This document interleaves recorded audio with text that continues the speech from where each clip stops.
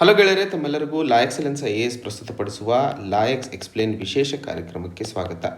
ಇವತ್ತಿನ ವಿಶೇಷ ಸಂಚಿಕೆಯಲ್ಲಿ ನಾವು ಚರ್ಚೆ ಮಾಡ್ತಾ ಇರುವಂತಹ ವಿಷಯ ಕೇಂದ್ರ ಸರ್ಕಾರ IAS ಕಾಡರ್ ರೂಲ್ಸ್ನಲ್ಲಿ ಬದಲಾವಣೆಗಳನ್ನು ತರುವಂತಹ ಪ್ರಯತ್ನವನ್ನು ಮಾಡ್ತಾ ಇರುವಂಥದ್ದು.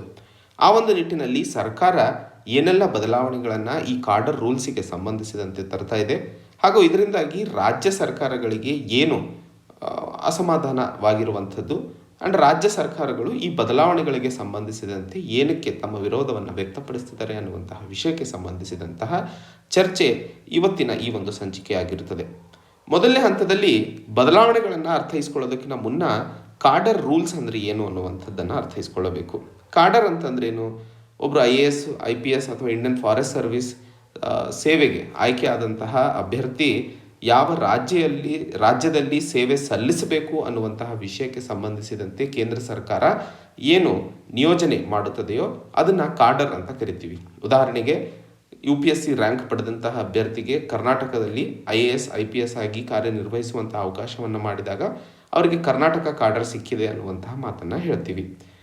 ಈ ರೀತಿ ಇರುವಂತಹ ಕಾಡರ್ ಅಲೋಕೇಶನ್ ರೂಲ್ಸ್ನಲ್ಲಿ ಮಾಡ್ತಾ ಇರುವಂತಹ ಬದಲಾವಣೆಗಳು. Department of personal and training DOPT ಅಂತ ಏನು ಕರಿತೀವೋ ಅದು ಎಲ್ಲ ರಾಜ್ಯಗಳಿಗೆ ಜನವರಿ 12ರಂದು ಒಂದು ಕಮ್ಯುನಿಕೇಷನ್ ಮಾಹಿತಿಯನ್ನು ಹೊರಹಾಕಿರುತ್ತದೆ. ಆ ಮಾಹಿತಿಯ ಅಡಿಯಲ್ಲಿ ಕೇಂದ್ರ ಸರ್ಕಾರ ಹೇಳ್ತಾ ಇರುವಂಥದ್ದು ಇಂಡಿಯನ್ ಅಡ್ಮಿನಿಸ್ಟ್ರೇಟಿವ್ ಕಾಡರ್ ರೂಲ್ಸ್ 1954ರಲ್ಲಿ ಇರುವಂತಹ ರೂಲ್ 6 ಬದಲಾವಣೆ ಮಾಡುವಂತಹ ಮಾಹಿತಿಯನ್ನು ಕೊಡ್ತಾ ಇರುವಂಥದ್ದು.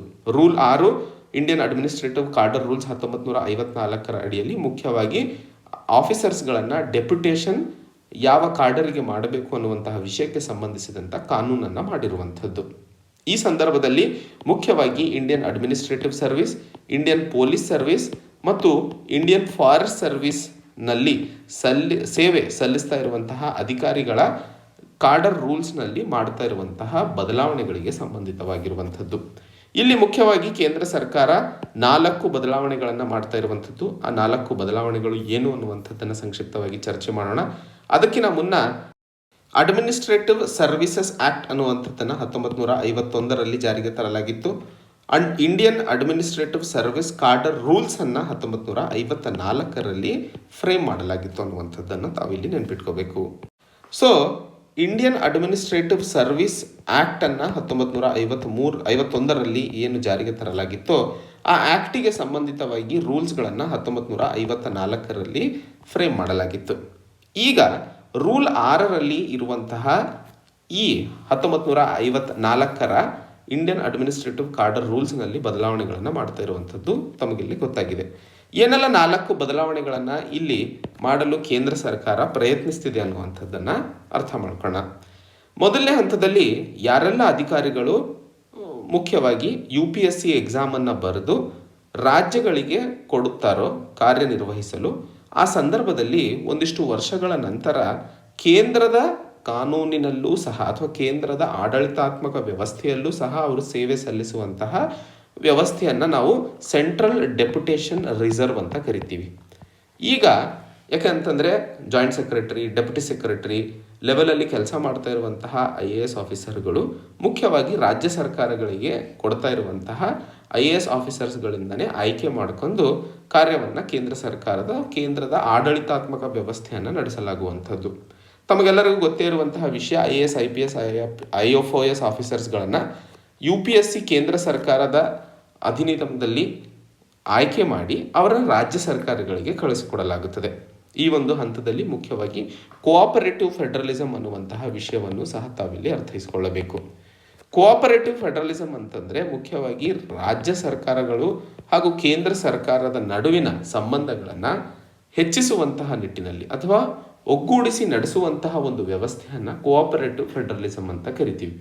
ಈಗ ಕೇಂದ್ರ ಸರ್ಕಾರ ಮೊದಲನೇ ರೂಲ್ 6ರಲ್ಲಿ ಮಾಡ್ತಾ ಇರುವಂತಹ ಬದಲಾವಣೆ ಏನಪ್ಪ ಅಂತಂದರೆ, ಈ ಸೆಂಟ್ರಲ್ ಡೆಪ್ಯುಟೇಷನ್ ರಿಸರ್ವ್ನಲ್ಲಿ ಅಧಿಕಾರಿಗಳನ್ನು ನೇಮಕ ಮಾಡುವಂತಹ ಸಂದರ್ಭದಲ್ಲಿ ಕೇಂದ್ರ ಸರ್ಕಾರ ರಾಜ್ಯ ಸರ್ಕಾರಗಳಿಗೆ ಒಂದಿಷ್ಟು ಮಾಹಿತಿಯನ್ನು ಕೊಡಬಹುದು.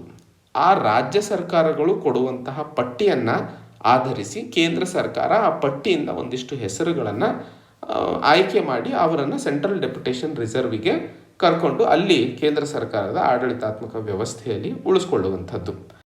ಆ್ಯಂಡ್ ಈ ಆಫೀಸರ್ಗಳು ಏನು ಡೆಪ್ಯೂಟ್ ಆಗ್ತಾರಲ್ಲ, ಇವರ ಸಂಖ್ಯೆ 40%ಕ್ಕಿಂತ ಹೆಚ್ಚಿಗೆ ಆಗಬಾರದು.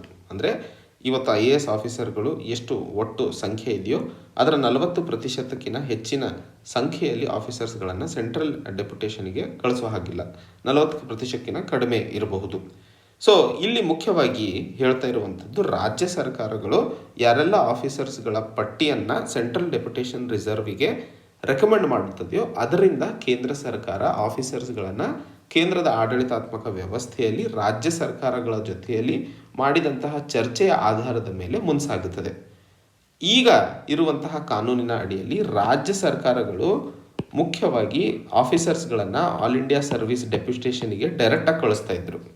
ಈಗ ಮಾಡಿದಂತಹ ಬದಲಾವಣೆಯಲ್ಲಿ ಕೇಂದ್ರ ಸರ್ಕಾರ ಕೊಟ್ಟಿರುವಂತಹ ಪಟ್ಟಿಯಲ್ಲಿ ಇರುವಂತಹ ಅಧಿಕಾರಿಗಳಿಂದ ಆಯ್ಕೆಯನ್ನು ಮಾಡಿಕೊಳ್ಳುತ್ತದೆ ಹೊರತು ರಾಜ್ಯ ಸರ್ಕಾರ ಕೊಟ್ಟಿರುವಂತಹ ಅಧಿಕಾರಿಗಳನ್ನು ತಗೊಳ್ಳೋದಿಲ್ಲ ಅನ್ನುವಂಥದ್ದು ಬದಲಾವಣೆ. ಎರಡನೇ ಹಂತದಲ್ಲಿ ಮಾಡ್ತಾ ಇರುವಂತಹ ಬದಲಾವಣೆ, ಈ ಪಟ್ಟಿ ಏನು ರಾಜ್ಯ ಸರ್ಕಾರಗಳು ಕೇಂದ್ರ ಸರ್ಕಾರಕ್ಕೆ ಕಳಿಸ್ಕೊಡುತ್ತದೆಯೋ ಯಾವೆಲ್ಲ ಆಫೀಸರ್ಸ್ಗಳನ್ನು ಸೆಂಟ್ರಲ್ ಡೆಪ್ಯುಟೇಷನ್ಗೆ ತಗೋಬಹುದು ಅನ್ನುವಂಥದ್ದು, ಅದರಲ್ಲಿ ಏನಾದರೂ ಅಸಮಾಧಾನ ಇದ್ದಂತಹ ಸಂದರ್ಭದಲ್ಲಿ ಕೇಂದ್ರ ಸರ್ಕಾರ ತಗೊಳ್ಳುವಂತಹ ಕಾನೂನು ಫೈನಲ್ ಆಗಿರುತ್ತದೆ. ಆ್ಯಂಡ್ ಕೇಂದ್ರ ಸರ್ಕಾರ ಹೇಳಿದಂತಹ ಸಂದರ್ಭದಲ್ಲಿ ರಾಜ್ಯ ಸರ್ಕಾರಗಳು ಕೇಂದ್ರ ಸರ್ಕಾರದ ನಿರ್ಣಯವನ್ನು ಒಂದಿಷ್ಟು ಕಾಲಾವಧಿಯ ಒಳಗಡೆ ಸ್ಪೆಸಿಫೈಡ್ ಟೈಮ್ನಲ್ಲಿ ಅದನ್ನು ಪೂರ್ಣಗೊಳಿಸಬೇಕಾಗಿರುತ್ತದೆ. ಸೊ ಇಲ್ಲಿ ಡಿಸಗ್ರಿಮೆಂಟ್ ಇದ್ದಂತಹ ಸಂದರ್ಭದಲ್ಲಿ, ಅಸಮಾಧಾನ ಕೇಂದ್ರದ ಮತ್ತು ರಾಜ್ಯದ ನಡುವೆ ಇದ್ದಂತಹ ಸಂದರ್ಭದಲ್ಲಿ ಕೇಂದ್ರ ಸರ್ಕಾರ ತಗೊಳ್ಳುವಂತಹ ಕ್ರಮ ಕೊನೆಯದಾಗಿರುತ್ತದೆ. ಈಗ ಈ ಬದಲಾವಣೆ ಅಂತಂದರೆ, ಈಗ ತರ್ತಾ ಇರುವಂತಹ ಬದಲಾವಣೆ ಮುಖ್ಯವಾಗಿ ಇದನ್ನು ಒಂದಿಷ್ಟು ಕಾಲಾವಧಿಯ ಒಳಗೆ ಮುಗಿಸಬೇಕಾಗಿರುವಂಥದ್ದು. ಆ ಕಾಲಾವಧಿಯ ಒಳಗಡೆ ಆಫೀಸರನ್ನು ಕೇಂದ್ರ ಸರ್ಕಾರಕ್ಕೆ ಕಳಿಸಬೇಕಾಗಿರುವಂಥದ್ದು ಎರಡನೇ ಮುಖ್ಯವಾದಂತಹ ಬದಲಾವಣೆ ಆಗಿರುತ್ತದೆ. ಮೂರನೆಯ ಮುಖ್ಯ ಬದಲಾವಣೆಯನ್ನು ಕೇಂದ್ರ ಸರ್ಕಾರ ಹೇಳ್ತಾ ಇರುವಂಥದ್ದು, ಯಾರೆಲ್ಲ ಅಧಿಕಾರಿಗಳು ಸೆಂಟ್ರಲ್ ಡೆಪ್ಯುಟೇಷನ್ಗೆ ಅಂತ ನೇಮಕಗೊಳ್ತಾರೋ ಅವರನ್ನು ಒಂದು ಅವಧಿಯಲ್ಲಿ ಬಂದು ಕೇಂದ್ರ ಸರ್ಕಾರದ ಆಡಳಿತ ವ್ಯವಸ್ಥೆಯಲ್ಲಿ ಜಾಯಿನ್ ಆಗಬೇಕು ಅನ್ನುವಂತಹ ಮಾಹಿತಿಯನ್ನು ಕೇಂದ್ರ ಸರ್ಕಾರ ಕೊಟ್ಟಂತಹ ಸಂದರ್ಭದಲ್ಲಿ ಆ ಸಮಯದ ಒಳಗಡೆ ರಾಜ್ಯ ಸರ್ಕಾರಗಳು ರಿಲೀವ್ ಮಾಡಿರಲೇಬೇಕಾಗಿರುತ್ತದೆ. ರಾಜ್ಯದಿಂದ ರಿಲೀವ್ ಮಾಡದೇ ಇದ್ದಂತಹ ಸಂದರ್ಭದಲ್ಲಿ ಕೇಂದ್ರ ಸರ್ಕಾರ ನಿಗದಿ ಮಾಡಿದಂತಹ ಸಮಯಕ್ಕೆ ಆಟೋಮೆಟಿಕ್ ಆಗಿ ಅವರು ಅಂದರೆ ಅಧಿಕಾರಿಗಳು ಆ ಒಂದು ದಿನದಂದು ರಾಜ್ಯದಿಂದ ರಿಲೀವ್ ಆಗಿರುತ್ತಾರೆ ಅಂತ ಪರಿಗಣನೆಗೆ ತಗೊಳ್ಳಲಾಗುತ್ತದೆ ಅನ್ನುವಂಥದ್ದು. ಮೊದಲಿಗೆ ಇದ್ದಂತಹ ಕಾನೂನಿನ ಪ್ರಕಾರ ಯಾರಾದರೂ ಆಫೀಸರ್ಗಳು ಸೆಂಟ್ರಲ್ ಡೆಪ್ಯುಟೇಷನ್ಗೆ ನೇಮಕಗೊಂಡಂತಹ ಸಂದರ್ಭದಲ್ಲಿ ರಾಜ್ಯದಿಂದ ನೋ ಅಬ್ಜೆಕ್ಷನ್ ಸರ್ಟಿಫಿಕೇಟನ್ನು ಪಡಿಬೇಕಾಗಿತ್ತು. ಈ ಸರ್ಟಿಫಿಕೇಟ್ ಪಡೆದೇ ಅವರನ್ನು ರಾಜ್ಯದ ಆಡಳಿತ ವ್ಯವಸ್ಥೆಯಿಂದ ರಿಲೀವ್ ಮಾಡ್ತಾ ಇರಲಿಲ್ಲ. ಆದರೆ ಈಗ ತರ್ತಾ ಇರುವಂತಹ ಬದಲಾವಣೆಯಲ್ಲಿ ಮುಖ್ಯವಾಗಿ ಒಬ್ಬ ಆಫೀಸರು ಸೆಂಟ್ರಲ್ ಡೆಪ್ಯುಟೇಷನ್ಗೆ ನೇಮಕಗೊಂಡಂತಹ ಸಂದರ್ಭದಲ್ಲಿ ಅವರು ಅಂದರೆ ಕೇಂದ್ರ ಸರ್ಕಾರ ಕೊಟ್ಟಂತಹ ನಿಗದಿತ ದಿನ ಮತ್ತು ಸಮಯದಂದು ಅವರನ್ನು ಆಟೋಮೆಟಿಕ್ ಆಗಿ ರಿಲೀವ್ ಆಗಿದ್ದಾರೆ ಅಂತ ಪರಿಗಣನೆಗೆ ತಗೊಳ್ಳಲಾಗುತ್ತದೆ. ನಾಲ್ಕನೇ ಮತ್ತು ಕೊನೆಯ ಮುಖ್ಯವಾದಂತಹ ಬದಲಾವಣೆಗಳನ್ನು ಹೇಳ್ತಾ ಇರುವಂಥದ್ದು, ಕೇಂದ್ರ ಸರ್ಕಾರ ಯಾವುದಾದರೂ ಸ್ಪೆಸಿಫಿಕ್ ಸಿಚುವೇಶನ್ನಲ್ಲಿ ಅಂದರೆ ಯಾವುದಾದರೂ ಅನಿವಾರ್ಯವಾದಂತಹ ಸಂದರ್ಭಗಳಲ್ಲಿ ಕೇಂದ್ರ ಸರ್ಕಾರಕ್ಕೆ ಒಬ್ಬ ಅಧಿಕಾರಿಯ ಅವಸರ ಇದ್ದಂತಹ ಸಂದರ್ಭದಲ್ಲಿ ಅವರು ಸಾಮಾಜಿಕ ಒಳಿತಿಗೋಸ್ಕರ ಯಾವ ಅಧಿಕಾರಿಯನ್ನಾದರೂ ಯಾವ ರಾಜ್ಯದಿಂದಲೂ ಕೇಂದ್ರದ ಆಡಳಿತ ವ್ಯವಸ್ಥೆಯಲ್ಲಿ ತಂದುಕೊಳ್ಳುವಂತಹ ಪ್ರಾವಧಾನವನ್ನು ಮಾಡ್ತಾ ಇರುವಂಥದ್ದು. ಸೊ ಪಬ್ಲಿಕ್ ಇಂಟ್ರೆಸ್ಟಿಗೆ ಸಂಬಂಧಿಸಿದಂತೆ ಇರುವಂತಹ ಸ್ಪೆಸಿಫಿಕ್ ಸಿಚುವೇಶನ್ಸ್ನಲ್ಲಿ ಕೇಂದ್ರ ಸರ್ಕಾರ ಕಾಡರ್ ಅಥವಾ ರಾಜ್ಯದಲ್ಲಿ ಇರುವಂತಹ ಅಧಿಕಾರಿಯನ್ನು ಕೇಂದ್ರ ಸರ್ಕಾರಕ್ಕೆ ಕರ್ಕೊಂಡು ಹೋಗುವಂತಹ ವ್ಯವಸ್ಥೆಯನ್ನು ಮಾಡ್ತಾ ಇರುವಂಥದ್ದು. ಸೊ ಈ 4 ಬದಲಾವಣೆಗಳನ್ನು ಕೇಂದ್ರ ಸರ್ಕಾರ ಮಾಡ್ತಾ ಇರುವಂಥದ್ದು ತಮಗೇನು ಅನ್ನುವಂಥದ್ದು ಗೊತ್ತಾಯಿತು. ಗೊತ್ತಾದ ಸಂದರ್ಭದಲ್ಲಿ ಸಾಮಾನ್ಯವಾಗಿ ಒಂದಿಷ್ಟು ವಿರೋಧಗಳು ನಮಗೆ ಇಲ್ಲೇ ಅರ್ಥ ಆಗ್ತವೆ. ಮೊದಲನೇ ಹಂತದಲ್ಲಿ ಪಬ್ಲಿಕ್ ಇಂಟ್ರೆಸ್ಟ್ನ ಹೆಸರಲ್ಲಿ ಕೇಂದ್ರ ಸರ್ಕಾರ ರಾಜ್ಯದಲ್ಲಿ ಕಾರ್ಯನಿರ್ವಹಿಸುತ್ತಿರುವಂತಹ ಅಧಿಕಾರಿಗಳ ಮೇಲೆ ದಬ್ಬಾಳಿಕೆ ಅಥವಾ ಅವರ ಏನಾದರೂ ರಾಜ್ಯದಲ್ಲಿ ಬೇರೆ ಸರ್ಕಾರ ಇದ್ದಂತಹ ಸಂದರ್ಭದಲ್ಲಿ ಅಲ್ಲಿನ ಅಧಿಕಾರಿಗಳನ್ನು ಎಳ್ಕೊಂಡು ಹೋಗಿ ಕೇಂದ್ರದ ಕೆಲಸಗಳನ್ನು ಕೊಟ್ಟು ರಾಜ್ಯದಲ್ಲಿ ಒಂದಿಷ್ಟು ಅಸಮಾನತೆ ಅಥವಾ ಅವ್ಯವಸ್ಥೆಯನ್ನು ತರುವಂತಹ ಪ್ರಯತ್ನಗಳನ್ನು ಮಾಡುವಂತಹ ಸಂಶಯಗಳನ್ನು ಮೊದಲಿಗೆ ಇಲ್ಲಿ ಹುಟ್ಟುಹಾಕುವ ಸಾಧ್ಯತೆಗಳಿರ್ತವೆ. ಎರಡನೇ ಹಂತದಲ್ಲಿ ರಾಜ್ಯ ಸರ್ಕಾರದಿಂದ NOCಯನ್ನು ಪಡೆದು ರಿಲೀವ್ ಆಗಬೇಕಾದಂತಹ ಅಧಿಕಾರಿಗಳನ್ನು ಈ NOC ಅವಶ್ಯಕತೆ ಇಲ್ಲದೆ ಆಟೋಮೆಟಿಕ್ ಆಗಿ ರಿಲೀವ್ ಮಾಡುವಂತಹ ಪ್ರಾವಧಾನವನ್ನು ಮಾಡ್ತಾ ಇರುವಂಥದ್ದು ಮುಖ್ಯವಾಗಿ ಕೋಆಪರೇಟಿವ್ ಫೆಡರಲಿಸಂನ ವಿರುದ್ಧವಾಗಿದೆ ಅನ್ನುವಂಥದ್ದು. ತಾವೇನಾದರೂ ಮುಖ್ಯವಾಗಿ ಫೆಡರಲಿಸಂ ಚಾಪ್ಟರನ್ನು ಓದಿದಂತಹ ಸಂದರ್ಭದಲ್ಲಿ ಇಂಡಿಯನ್ ಅಥವಾ ಆಲ್ ಇಂಡಿಯಾ ಸರ್ವಿಸಸ್ ಅಂತ ಏನು ನಾವಿವತ್ತು IAS, IPS ಮತ್ತು ಇಂಡಿಯನ್ ಫಾರೆಸ್ಟ್ ಸರ್ವಿಸಸ್ ಅನ್ನು ಕರಿತೀವೋ, ಈ ಸರ್ವಿಸಸ್ ಅಲ್ಲಿ ಮುಖ್ಯವಾಗಿ ರಾಜ್ಯ ಸರ್ಕಾರಗಳು ವಿರೋಧವನ್ನು ವ್ಯಕ್ತಪಡಿಸ್ತಾ ಇದ್ರು. ಕೇಂದ್ರ ಸರ್ಕಾರದ ಏಜೆಂಟ್ಸ್ಗಳಾಗಿ ಈ IAS, IPS ಆಫೀಸರ್ಗಳು ರಾಜ್ಯದಲ್ಲಿ ಕಾರ್ಯನಿರ್ವಹಿಸ್ತಾ ಇರುವಂತಹ ಸಂದರ್ಭದಲ್ಲಿ ರಾಜ್ಯಕ್ಕೆ ಅನುಗುಣವಾಗಿ ಇವರು ಕೆಲಸ ಮಾಡೋದಿಲ್ಲ, ಕೇಂದ್ರದ ಅಧಿನಿಯಮದಲ್ಲಿ ಕೆಲಸ ಮಾಡೋದ್ರಿಂದ ಕೇಂದ್ರದ ಪರವಾಗಿ ಕೆಲಸ ಮಾಡ್ತಾರೆ. ಸೊ ಸರ್ಕಾರಗಳು ಬೇರೆ ಬೇರೆ ಇದ್ದಂತಹ ಸಂದರ್ಭದಲ್ಲಿ ಮುಖ್ಯವಾಗಿ ಈ ಆಫೀಸರ್ಗಳು ರಾಜ್ಯದಲ್ಲಿ ಇರುವಂತಹ ಸರ್ಕಾರದ ಪರವಾಗಿ ಕೆಲಸ ಮಾಡೋದಿಲ್ಲ ಅನ್ನುವಂತಹ ಒಂದಿಷ್ಟು ವಿರೋಧಗಳು ವ್ಯಕ್ತವಾಗಿತ್ತು. ಸೊ ಈ ಕೋಆಪರೇಟಿವ್ ಫೆಡರಲಿಸಂ ರಾಜ್ಯ ಮತ್ತು ಕೇಂದ್ರದ ನಡುವಿನ ಸಂಬಂಧಗಳನ್ನು ಗಟ್ಟಿಪಡಿಸುವಂತಹ ನಿಟ್ಟಿನಲ್ಲಿ ಆಲ್ ಇಂಡಿಯಾ ಸರ್ವಿಸಸ್ಸು ಎಷ್ಟರ ಮಟ್ಟಿಗೆ ಮುನ್ಸಾಗ್ತಾ ಇದೆ ಅನ್ನುವಂತಹ ಪ್ರಶ್ನೆ ಮುಂಚೆಯಿಂದನೂ ಇತ್ತು. ಈ ರೀತಿಯಾಗಿ ರಾಜ್ಯ ಸರ್ಕಾರದ ಸಮ್ಮತಿ ಇಲ್ಲದೆ ಕೇಂದ್ರ ಸರ್ಕಾರ ಅಧಿಕಾರಿಗಳನ್ನು ಹಿಂತೆಗೆದುಕೊಂಡಂತಹ ಸಂದರ್ಭದಲ್ಲಿ ಅದು ಕೋಆಪರೇಟಿವ್ ಫೆಡರಲಿಸಮ್ಗೆ ಕಂಟಕವಾಗುವ ಸಾಧ್ಯತೆಗಳು ಹೆಚ್ಚಾಗ್ತವೆ ಅನ್ನುವಂತಹ ಮಾತನ್ನು ಸಹ ಇಲ್ಲಿ ಹೇಳ್ತಾ ಇರುವಂಥದ್ದು. ಇದೇ ಸಂದರ್ಭದಲ್ಲಿ ಮುಖ್ಯವಾಗಿ ತಾವಿಲ್ಲಿ ನೆನ್ಪಿಟ್ಕೋಬಹುದು, ವೆಸ್ಟ್ ಬೆಂಗಾಲ್ ಎಲೆಕ್ಷನ್ಸ್ನ ಸಂದರ್ಭದಲ್ಲಿ ಅವಾಗಿನ ಚೀಫ್ ಸೆಕ್ರೆಟರಿ ಏನು ರಿಟೈರ್ಮೆಂಟಿಗೆ 1 ದಿವಸ ಇತ್ತೋ ಅದು 1 ದಿವಸಕ್ಕಿಂತ ಮುಂಚೆನೇ ಅವರಿಗೆ ಸೆಂಟ್ರಲ್ ಡೆಪ್ಯುಟೇಷನ್ಗೆ ಕರೆಸ್ಕೊಳ್ಳಲಾಗಿತ್ತು. ಆವಾಗ ಇದು ಬಹಳ ದೊಡ್ಡ ಮಟ್ಟದಲ್ಲಿ ಚರ್ಚೆಯಲ್ಲಿತ್ತು. ರಾಜ್ಯ ಸರ್ಕಾರ ಇವರನ್ನು ರಿಲೀವ್ ಮಾಡಿರಲಿಲ್ಲ ಹೋಗಿ ಸೆಂಟ್ರಲ್ ಡೆಪ್ಯುಟೇಷನಲ್ಲಿ ಜಾಯ್ನ್ ಆಗೋಕ್ಕೆ. ಬಟ್ ಕೇಂದ್ರ ಸರ್ಕಾರ ಸಮಯ ಮತ್ತು ದಿನವನ್ನು ನಿಗದಿ ಮಾಡಿತ್ತು ಬಂದು ಜಾಯ್ನ್ ಆಗಬೇಕು ಅಂತ. ಆ ಒಂದು ಸಂದರ್ಭದಲ್ಲಿ ಚೀಫ್ ಸೆಕ್ರೆಟರಿ ಇದೆಲ್ಲ ಗೊಂದಲನೇ ಬೇಡ ಅಂತ ಹೇಳಿ ರಿಸೈನ್ ಮಾಡಿಬಿಟ್ರು ಹೋದ್ರು 1 ದಿವಸದ ಮುಂಚೆ.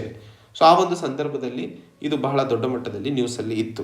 ಸೊ ರಾಜ್ಯ ಮತ್ತು ಕೇಂದ್ರ ಸರ್ಕಾರದ ನಡುವಿನ ಯಾವುದೇ ಗೊಂದಲಗಳಿಗೆ ಅಧಿಕಾರಿಗಳನ್ನು ಆಟಾಡಿಸುವಂಥದ್ದು ಎಷ್ಟರ ಮಟ್ಟಿಗೆ ಸರಿ ಅನ್ನುವಂತಹ ಪ್ರಶ್ನೆಯು ಇಲ್ಲಿ ಉದ್ಭವ ಆಗುತ್ತದೆ. ಹಾಗಾದರೆ ಕೇಂದ್ರ ಸರ್ಕಾರ ಕೇಳ್ತಾ ಇರುವಂತಹ ಈ ಒಂದು ಪ್ರಸ್ತಾಪ ತಪ್ಪಾಗಿದೆಯಾ ಅನ್ನುವಂಥ ಮಾತನ್ನು ನೋಡಿದಾಗ 2021ರ ಡೇಟಾವನ್ನು ನೋಡಿದಾಗ ದೇಶದಲ್ಲಿ ಒಟ್ಟು 6,709 IAS ಅಧಿಕಾರಿಗಳು ಇರುವಂಥದ್ದು.